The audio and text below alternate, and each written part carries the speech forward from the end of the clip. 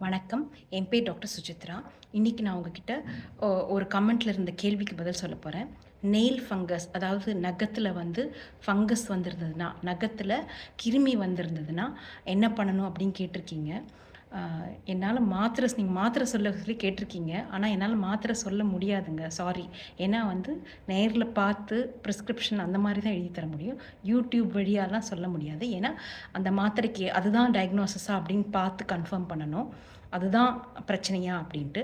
அத தவிர வந்து அம் அந்த மாத்திரை வந்து யாருக்கு குடுக்கக்கூடாது, யாருக்கு எந்த மாத்திரை குடுக்கலாம், நீங்க என்னென்ன மாத்திரையில இருக்கீங்க, அந்த மாரி தெரிஞ்சுக்கிட்டு உங்களோட மத்த பிரச்சனைகள் என்ன, அந்த மாரி தெரிஞ்ச பிறகு தான் குடுக்க முடியும். அதனால என்னோட ஆலோசனை வந்து, நீங்க வந்து ஒரு டாக்டர போய் பாருங்க. டெர்மடாலஜிஸ்ட், அதாவது தோல் நிபுணர் தான் இந்த நகத்துல இருக்க பிரச்சனைகளையும் வந்து பாப்பாங்க.